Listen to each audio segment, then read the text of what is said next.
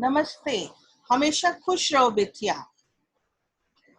I am Dr. Lily Trivedi and today I am going to give a lecture to you on primary and secondary tissues.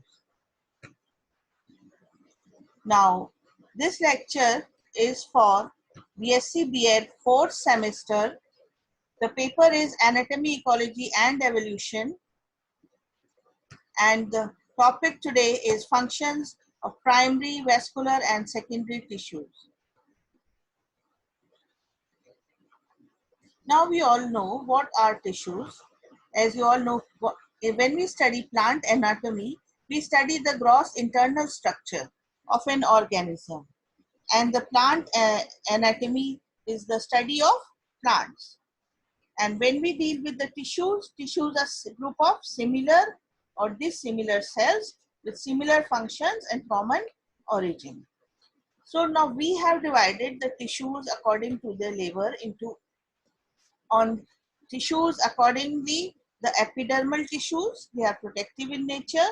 The ground tissues, as already discussed, they are help in photosynthesis, storage and mechanical support. And the vascular tissues, they help in conduction of water, minerals and food synthesis and translocation. So we'll deal with these tissues individually. Now when we come to the simple tissue or the primary tissues, they constitute the parenchyma cells, which are having intercellular spaces. The collenchyma cells, they are thick with thick corners, protoplasm and vacuole is there. And the sclerenchyma cells, they are having a thick cell wall and a lumen and pits are present. Now they are providing support. Sclerenchyma cells provide support as well as collenchyma cells too. We also have the xylem and the phloem. These are the tissues which are present in the vascular bundles. The xylem consists of trachees and vessels, and the phloem consists of sieve and sieve elements. Companion cells are also present, and parenchyma cells are also present in these two tissues. Now, what type of vascular tissues we are seeing? We are seeing this is a collateral. This is a radial, and we have xylem and phloem. They are present on different radii. This is a collateral where xylem is present on the outer and xylem on the inner side and phloem on the outer side. In between, we have the cambium. So this is a closed vascular bundle and this is an open vascular bundle. So in the cone joint vascular bundles, open means there is a cambium ring present and this cambium ring leads to secondary growth. Now this we see a simple structure of the root here, root, and in the root it is this we see the root hairs are present. The outer tissue layer is the epidermis, which we have already studied in the previous lecture. The role of epidermis is protective in nature. Then we have the cortex, which consists of parenchyma cells. We sometimes also see collenchyma cells just below the epidermis. Then we have the endodermis and the pericycle, protoxylem and metaxylem. Protoxylem are the previously formed cells and metaxylem cells are formed after later on. In the center we have the pit, which is a conducting, and the phloem is for transport of food material and xylem is for transport of water and minerals. This is again a structure of the shoot. Here we see the epidermal hairs are present in the shoots. Epidermis, the hypodermis, the parenchyma layer, and we have the vascular bundles. These are the vascular bundles and medullary layers. In between present is a pit. This is the diagram of a monocot stem. Here we have the epidermis, hypodermis, vascular bundles are scattered and ground tissue is present in between the vascular bundles. So these are basically the primary cells. Now we come primary tissues, sorry, and when we come to this is the primary and secondary. What are the secondary tissues? Now the primary tissues show the simple structure which we have already discussed. The epidermis, cortex, primary phloem, vascular cambium, secondary phloem, primary xylem and pith. So primary phloem, vascular cambium and primary xylem.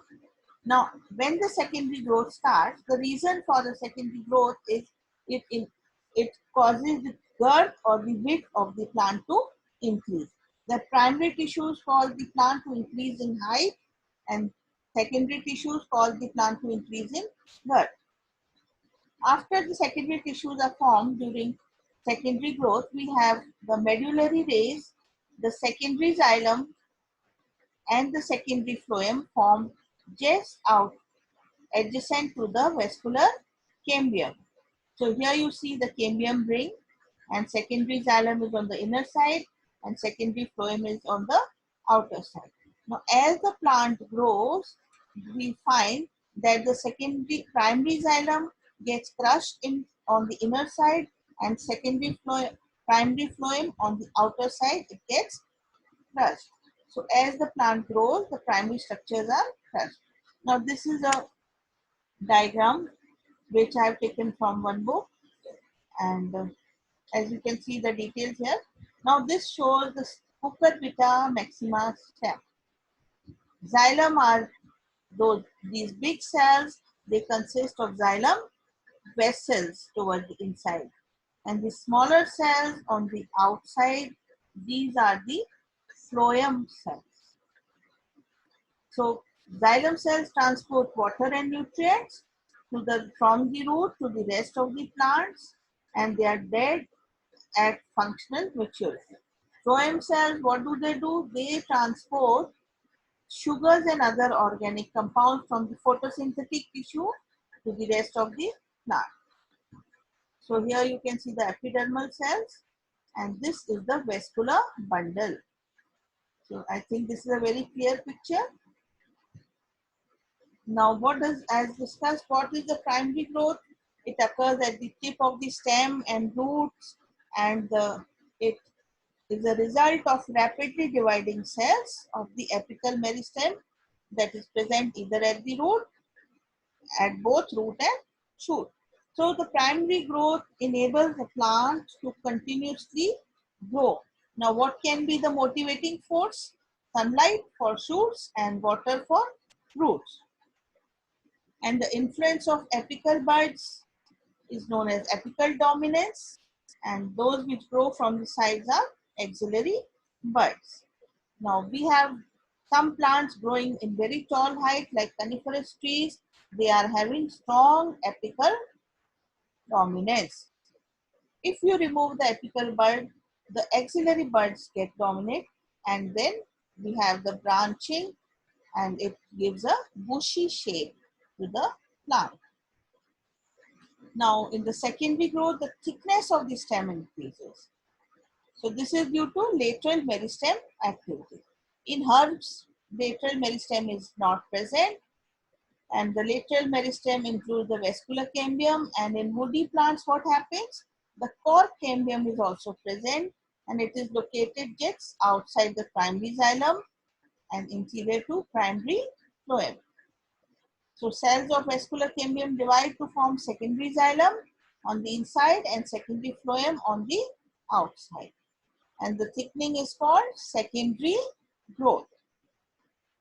Now the cells of the secondary xylem contain lignin, which provides hardness and thickness as we have seen in the trees.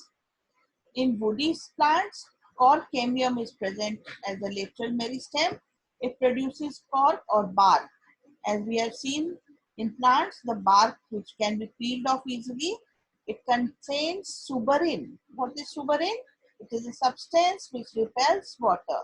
Now the bark role is to protect the plant from physical damage as well as to reduce the water loss. Below the cork is the cork cambium. Now what is the role of cork cambium? It produces layer of cells known as phylloder. It produces invert from the cambium. So cork, cambium, cork and phalodum. They are produced by cork cambium and collectively they are known as peridum. Now peridum also has some openings which allow exchange of gases to supply oxygen to the metabolically active cells, and these openings are known as lenticels. So I hope you like this lecture, and I've taken my these references have been used for my lecture, and I hope you have found it interesting. And if you have any query, you please write in the comment box and I will resolve it soon. Thank you very much. And this digital session was powered by Jyoti Vidyapeeth Digital 2.0 digital session of Jyoti Vidyapeeth. Thank you very much and namaste.